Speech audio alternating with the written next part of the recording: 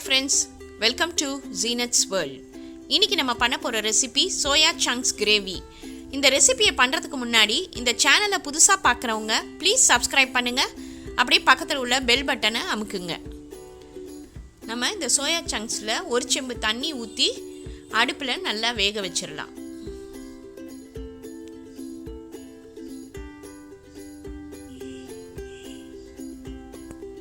ரொம்ப நேரம் வேக வைக்கணும்னு இல்லை, ஒரு 5 minutes நல்லா கொதிக்க வச்சா போதும்.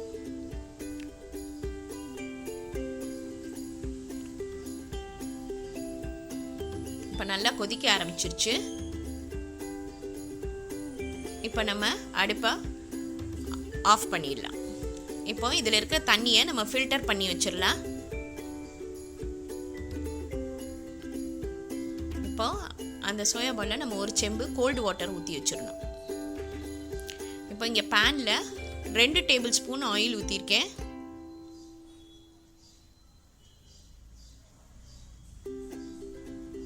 ஆயில் நல்லா காஞ்சிருச்சு. இப்போ நம்ம பெரிய வெங்காயம் ஒரு 3 எடுத்து கட் பண்ணி போட்டுடலாம். வேறு வெஜிடபிள்ஸ் நம்ம எதுவும் போட போகிறதில்ல, வெறும் வெங்காயம் தான் போட போகிறோம். அதனால் 3 வெங்காயம் கரெக்டாக இருக்கும். வெங்காயம் நல்லா ஃப்ரை ஆகட்டும்.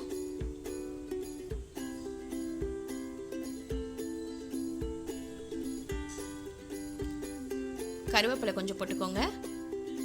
பச்சை மிளகாய் 4 கீரி போட்டுடலாம்.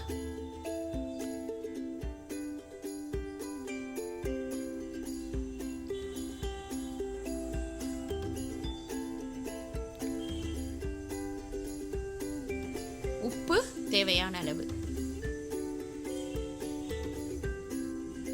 நல்லா ஃப்ரை ஆகட்டும்.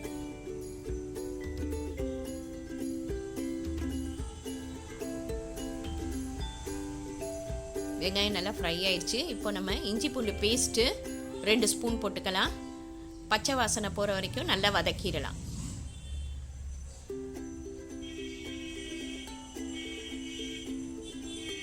இப்போ நம்ம இதில் 2 ஸ்பூன் சில்லி பவுடர் போட்டுருவோம்.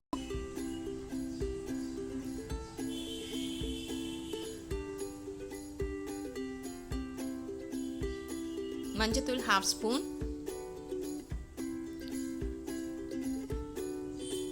சிக்கன் மசாலா ஆச்சி சக்தி எதுவாக இருந்தாலும் பரவாயில்ல, சிக்கன் மசாலா 2 ஸ்பூன் போட்டுடலாம். இப்போது நம்ம மசாலாவை நல்லா வதக்கிடலாம். இப்போது நம்ம தண்ணி ஊற்றி வச்சுருக்கிற இந்த சோயா பாலை நல்லா பிழிஞ்சிட்டு இந்த கிரேவியில் போடலாம்.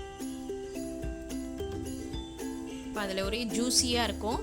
அதனால் நம்ம தண்ணியை நல்லா புழிஞ்சிட்டு இதில் போடணும்.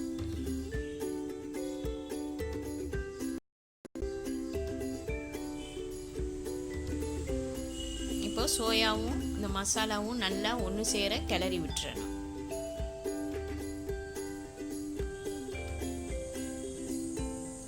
சப்பாத்திக்கு இடியாப்பத்துக்கெல்லாம் இந்த கிரேவி சூப்பராக இருக்கும்.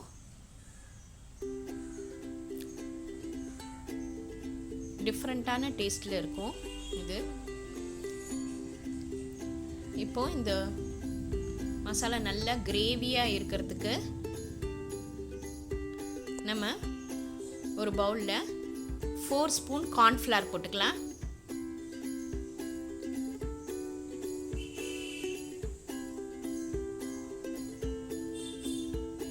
பால் 1/2 கிளாஸ் ஊற்றிடுங்க.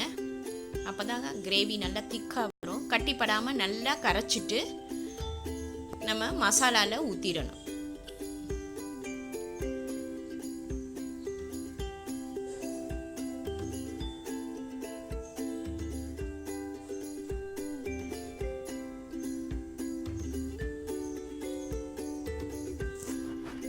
பாருங்க, ஊற்றினோன்னு எப்படி கிரேவி நல்லா திக்காக ஆரம்பிக்குது.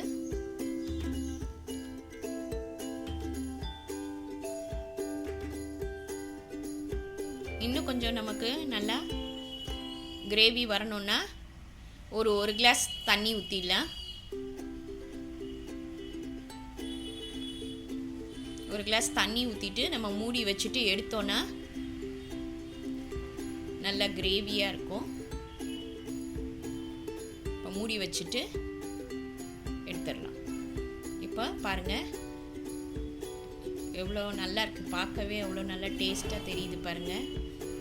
சிக்கன் குருமா மாதிரிலாம் இருக்கும், நான்வெஜ் மாதிரியே தான் இருக்கும். இது டிஃப்ரெண்டான டேஸ்ட்டில் இருக்கும். இது ரொம்ப ஈஸியான ரெசிபி. இன்றைக்கி இதை ட்ரை பண்ணி பாருங்கள். லைக் பண்ணுங்கள், ஷேர் பண்ணுங்கள், ப்ளீஸ் சப்ஸ்கிரைப் பண்ணுங்கள், உங்கள் கமெண்ட் எனக்கு அனுப்புங்க. தேங்க்யூ.